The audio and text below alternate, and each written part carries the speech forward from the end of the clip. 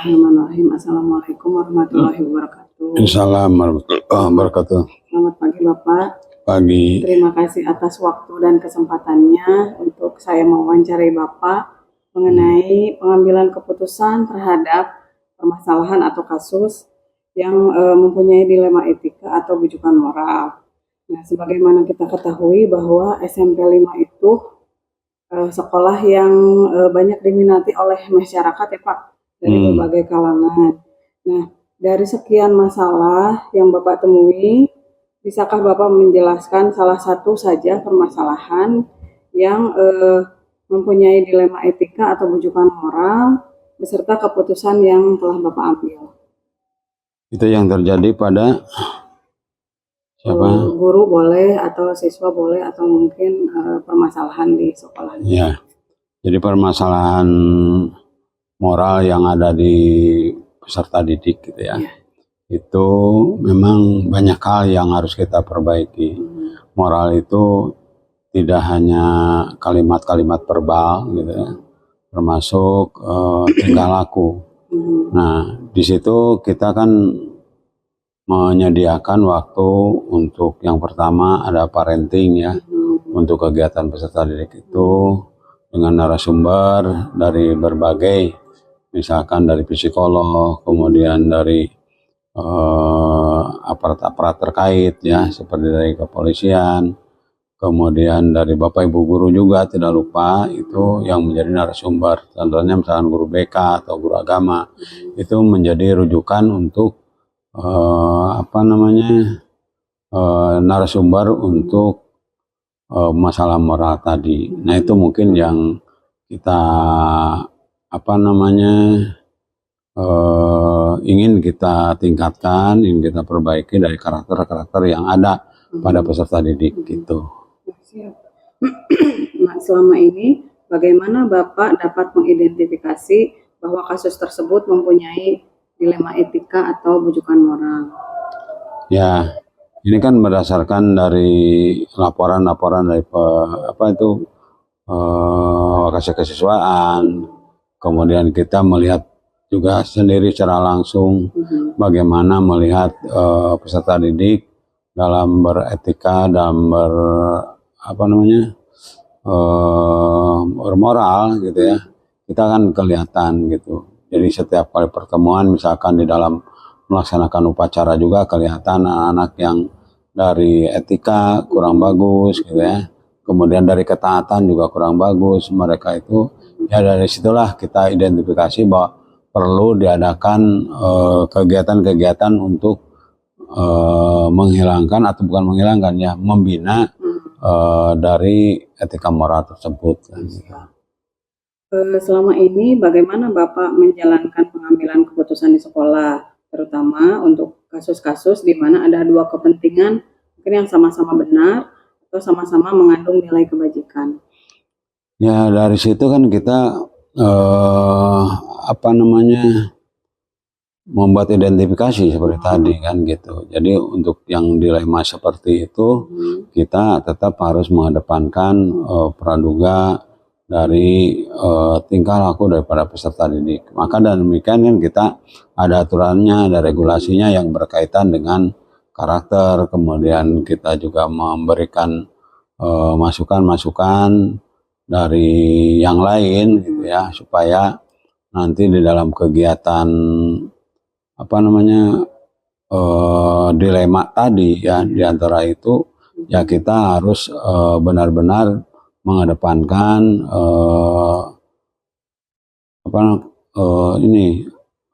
psikologi dari anak itu sendiri gitu. Jadi tidak langsung ditekan begitu saja. Jadi kita dengan psikologis anak itu harus dijaga gitu. Nah, itu yang penting. Bapak apakah pernah mengalami kasus misalnya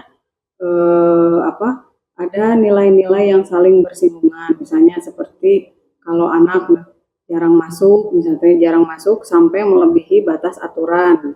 Secara aturan dia tidak boleh naik, tapi di sisi lain itu mungkin akan menghambat masa depannya. Pernah tidak mengambil keputusan seperti itu? Ya, itu juga ada kan gitu, bahwa untuk dilema-dilema seperti itu ya, kita kan yang namanya di bidang pendidikan itu memang kan bertahap. Ada yang sudah siap, ada yang belum. Tapi kita punya pengalaman ya bahwa ternyata ada anak yang dulunya misalkan malas dan sebagainya. Tapi semakin lama itu meningkat gitu. Bahkan di SMP-nya biasa-biasa saja. Terkadang ke SMA-nya dia ternyata berprestasi. Kalau sudah selesai terkadang kan kita melihat dari anak-anak yang suka pemalas itu ya artinya masih banyak hal yang harus diselesaikan. Sebab malas itu tanpa alasan tidak mungkin. Pasti ada hal yang dari awalnya itu apa yang menjadikan anak itu malas gitu kan.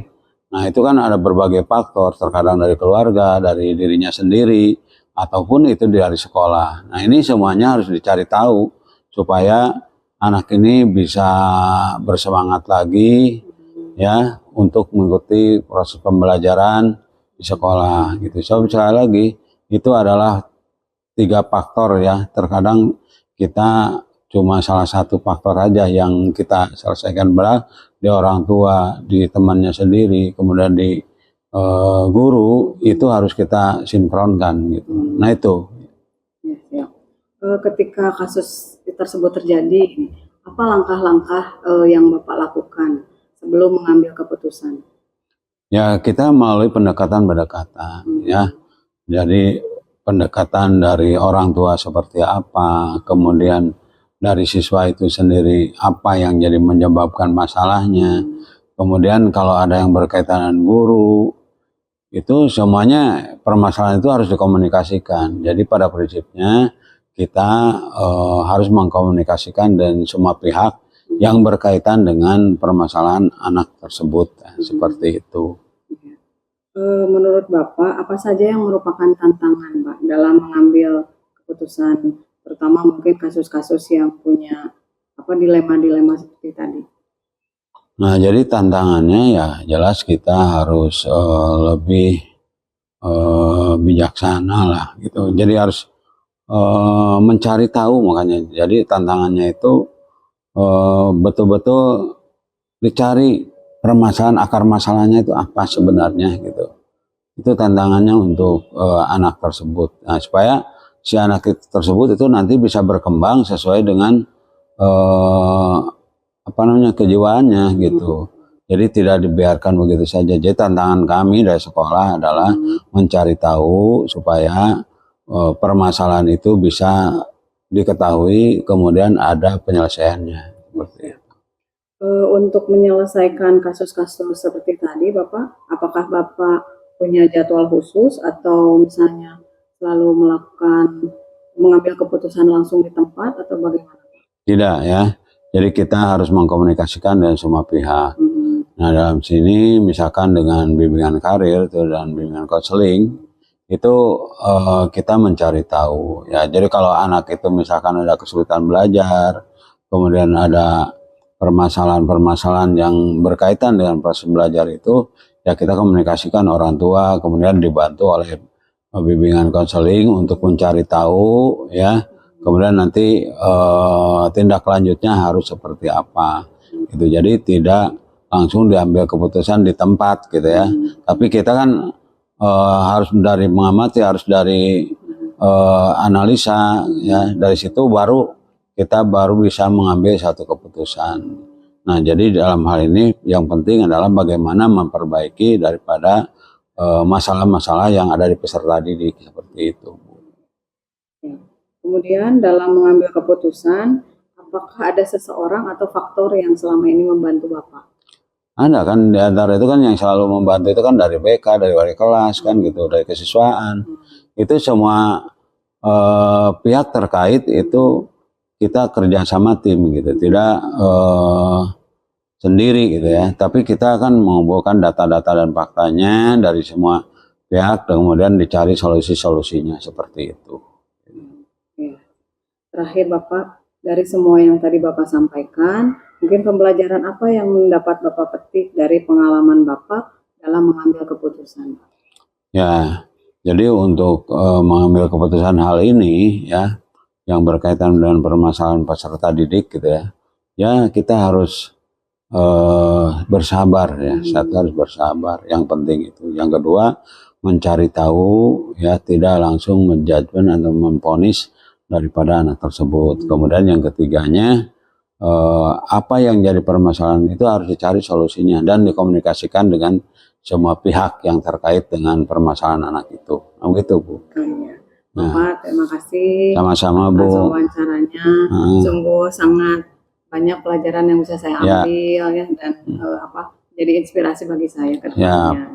Ya, mudah-mudahan bermanfaat ya, bisa kita mendapatkan hal yang terbaik dari kegiatan ini.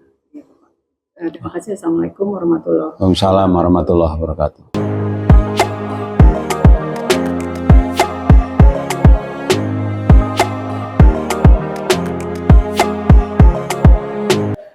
Bismillahirrahmanirrahim. Assalamualaikum Ibu. Waalaikumsalam. Ya, perkenalkan nama saya Salma Syahidah, guru bahasa Indonesia dari SMP 5. Sebelumnya saya mengucapkan terima kasih atas kesempatan saya mewawancarai Ibu mengenai penanganan kasus dilema etika atau rujukan moral ya. Saya sebagaimana kita ketahui SMP 2 itu kan salah satu SMP terkemuka ya Bu di Kota Bandung. Tentunya banyak kasus-kasus atau permasalahan-permasalahan yang berkaitan dengan dilema etika atau rujukan moral. Nah, bisakah Ibu dari sekian banyak permasalahan yang Ibu temui, bisakah Ibu menjelaskan satu saja permasalahan yang Ibu selesaikan beserta keputusannya, baik itu yang memiliki dilema etika ataupun rujukan moral? Ya, baik, karena kan ini sebetulnya kan di sekolah itu bisa saja terjadi pada guru ataupun pada siswa mungkin ya.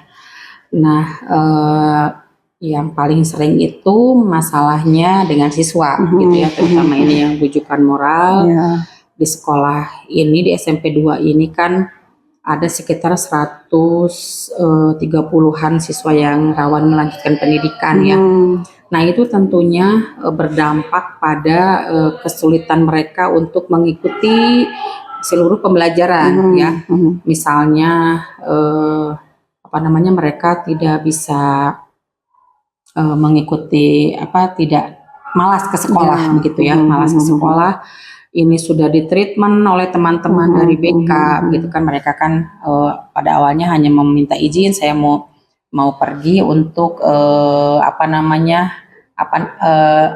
home visit ya, visit ke rumah orang tua. Kemudian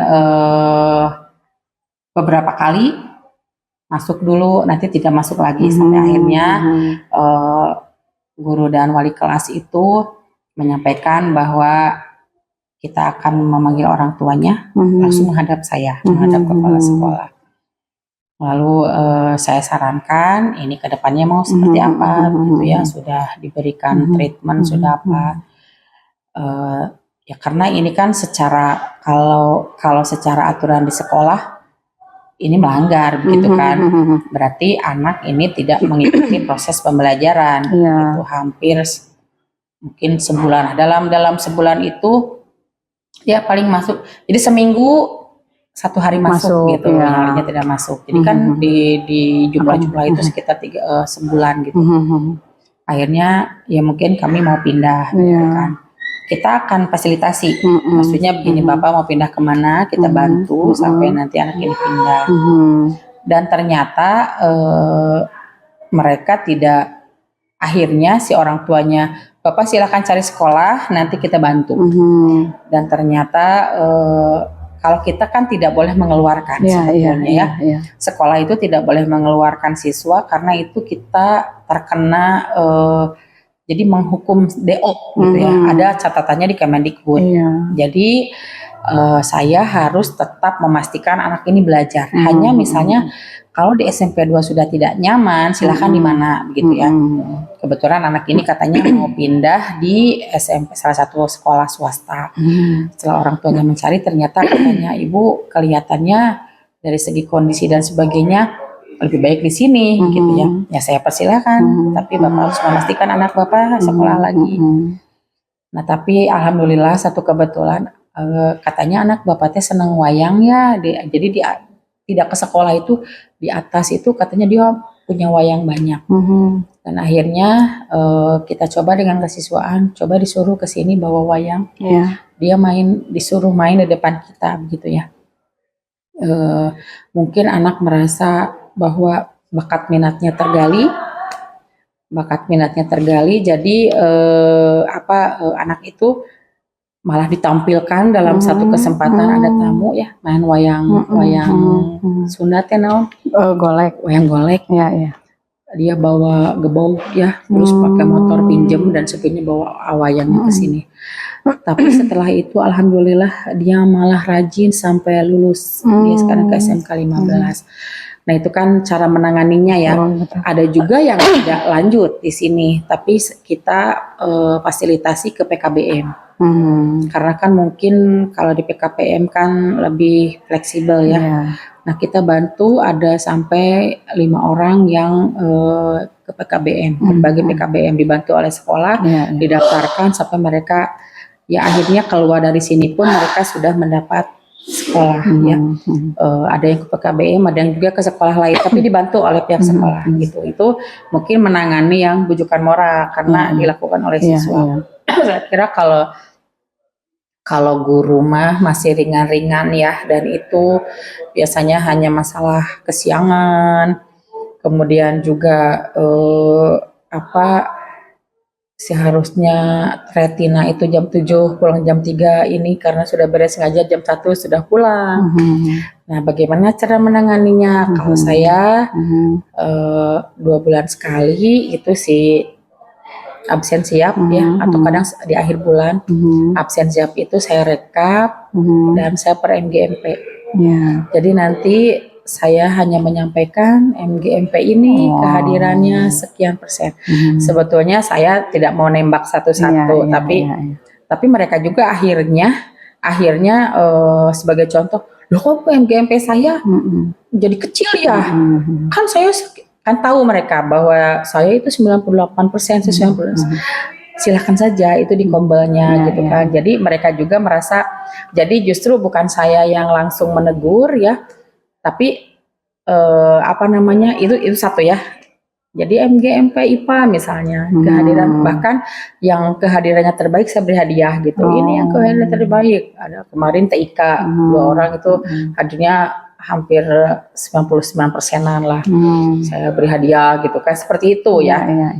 Akhirnya saya coba ternyata Bu ada perubahan katanya.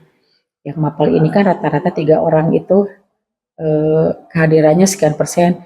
Coba di bulan depan ada perbaikan, alhamdulillah. Itu kan berarti ya lumayan lah kemarin teh ada efeknya gitu.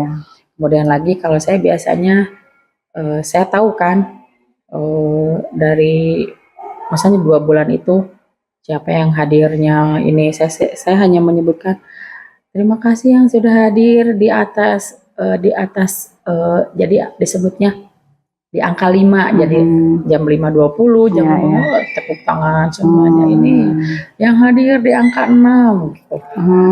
Jadi semuanya pada ketawa. Ada yang di angka 5 Bu? Ada. Dulu ada 5.30, sekarang itu hanya 1-2 orang yang jauh biasanya. Dulu ada Pak Agus itu 5.20, 5 sudah di sekolah. Yang ketawa yang di angka 7. Ada sekian orang ketawa. Itu saya ada di angka 8. Semua ketawa gitu kan. Tidak perlu disebutkan kan? Ketawa semuanya. Itu kan sebetulnya yang merasa itu pasti merasa begitu ya. Nah, saya sampaikan selamat kepada yang sudah di angka 5 dan 6. Karena tidak boleh di angka 7. Jadi 7-nya harus 70 gitu kan. Nah, sama-sama kita ini supaya absen kita di tingkat kota menjadi bagus gitu kan dan sebagainya.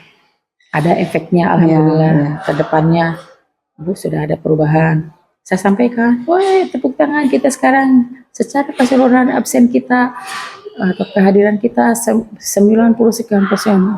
Wah berarti kadang-kadang kan yang menghukum itu teman-teman sendiri. Kan yang lain misalnya PAI 97%, tiba-tiba ada yang 83. itu merusak tuh. Jadi mereka sendiri gitu Ya, sambil main-main. jadi Nah, itu refleksi ya. ya gitu kan seperti itu. Tapi sambil Ya, ketawa-ketawa ya, kita tuh ya nggak ada. Kalau saya sih nggak mau bully-bulian gitu. Ya. Soalnya juga kalau yang namanya saya harus memanggil satu-satu itu juga kayaknya kurang enak juga ya. Betul. Kalau saya begitu sifatnya klasikal karena mungkin banyak kalau harus dipanggil satu-satu juga banyak gitu ya. Jadi ibu bapak paling saya menyampaikan ini dari kementerian juga gini seharusnya kita teh full di sekolah keluar itu kalau ada surat tugas baru boleh keluar. Gitu. Apa ya jam 7 ya seperti itulah di briefing. Itu mungkin untuk yang namanya untuk guru ya, untuk rujukan moral karena kan ya guru kan aturannya 7.15 gitu kan, jam 7 datang 15 pulang gitu kecuali ada dinas luar. Itu mungkin yang saya lakukan. Oh iya. Betul Ibu. Pertanyaan selanjutnya, bagaimana Ibu bisa mengidentifikasi bahwa oh ini kasusnya ada dilema etikanya nih, atau ada bujukan moralnya nih. Bagaimana Ibu bisa mengetahui hal tersebut? Ya kalau bujukan moral kan itu sudah jelas ya, tahu bahwa misalnya guru itu harus hadir jam 7 ya. Ternyata ada yang hadirnya kesiangan lebih dari jam 7 berarti itu kan sudah menyalahi aturan gitu kan. Itu tadi contoh yang tadi ya. Kalau anak kan sudah jelas misalnya anak itu harus ke sekolah ya. Tapi Pak Asep tenang nanti dulu lah. Biar aja lah. Ya kalau anak kan itu berdasarkan laporan juga dari aturan kan, anak harus hadir gitu kan di sekolah gitu kecuali sakit atau apa gitu kan. Nah seperti itu gitu kan kalau bujukan moral apalagi tahu lah. Ya kalau yang namanya dilema etika untuk dilema etika mungkin taunya ya artinya kadang-kadang kan ada kondisi kondisi yang menyebabkan itu gitu kan. Ya contohnya yang dilakukan oleh misal siswa itu tadi ya ada contoh siswa padahal tidak bermaksud berkelahi ya. Tidak sengaja misalnya dia membuat ya temannya malu misalnya ya karena misalnya bajunya pada saat ada aktivitas dan juga ini mungkin bolehlah menegur karena merasa dipermalukan. Nah itu juga sebetulnya dua-duanya tidak ada yang salah gitu kan, artinya ini juga mungkin karena merasa tersingkap bajunya malu gitu ya, atau anak lagi olahraga. Yang satunya misalnya kan tidak sengaja, nah itu kan seperti itu. Nah, seperti itulah taunya. Ya, jadi ada dua yang posisinya sama-sama benar ya Bu ya. Kemudian bagaimana Ibu menjalankan pengambilan keputusan, terutama kasus-kasus yang memang ada dua kepentingan yang sama-sama benar atau sama-sama mengandung nilai kebajikan? Ya kan kalau dua-duanya positif itu kan kita harus dua-duanya kita ambil kan. Hanya mungkin mana yang paling prioritas dulu gitu kan. Artinya kalau yang mana yang perlu penanganan perlu penanganan atau perlu dilakukan segera, perlu dilakukan masa, nah itu yang akan lebih dulu.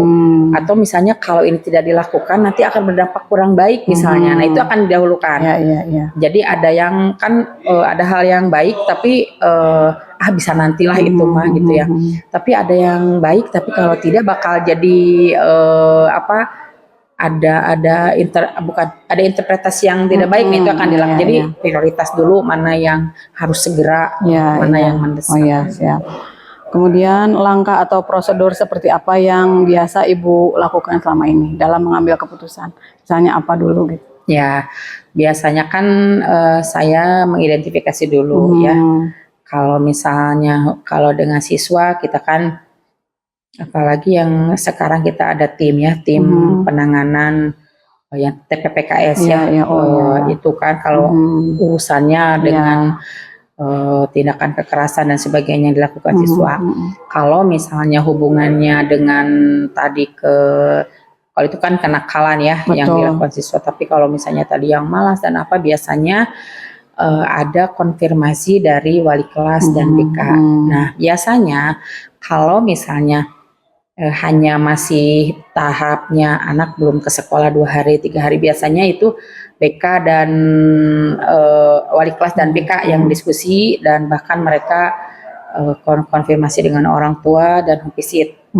Kalau itu paling laporan Bu, kami home visit kemana. Kalau sudah misalnya anak ini masuk sehari tidak lagi, baru kalau sudah beberapa kali di 2 kali atau 3 kali sudah di treatment masih begitu, baru orang tuanya menghadap saya.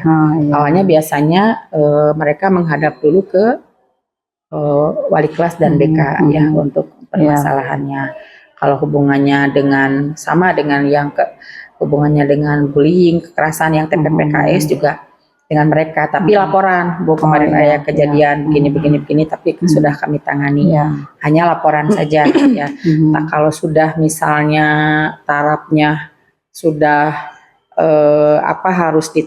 harus tidak bisa ditangani, bukan tidak bisa ditangani, ternyata melebar ke sana sini dan parah, baru bukan parah ya, artinya sudah harus ditangani khusus karena harus dengan orang tua, dan ada keputusan yang harus saya ambil seperti tadi, mau pindah saya bantu gitu, atau mau di sini tapi rajin gitu kan, seperti itu. Nah itu pasti itu dengan kepala sekolah. Berarti ada tahapannya ya Bu ya. Mulai dari yang ringan mungkin sampai yang itu berat gitu ya Bu. Ya, siap. Hal-hal apa saja yang selama ini Ibu anggap efektif dalam pengambilan keputusan, terutama permasalahan-permasalahan dilema etika? Kalau dilema etika mah kita komunikasi saja ya.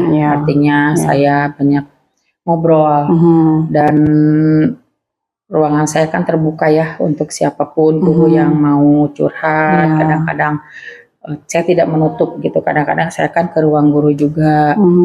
Jadi sepertinya kalau untuk yang dilema etika jarang muncul ya, jarang terjadilah. Kalaupun terjadi, saya biasanya ngobrol dengan teman-temannya di sini. Misalnya saya tidak harus itu dipanggil kepala sekolah, pastikan akan berbeda, tapi saya ngobrol juga, saya ada apa begitu ya, seperti itu ya. Jadi hanya komunikasi saja, dan itu pun komunikasi yang saya ciptakan, tidak atasan bawahan ya. Jadi saya hanya punya keinginan saya itu mendengarkan dulu begitu ya. Nanti mungkin mencari cerita kronologisnya seperti apa, baru nanti memberikan saran gitu atau penguatan seperti itu. Berarti lebih ke pendekatan personal ya? Iya betul. Masya Allah. Kemudian hal-hal apa saja yang selama ini merupakan tantangan Bu dalam penyelesaian kasus-kasus dilema etika? Dengan itu ya tantangannya mungkin baik guru maupun siswa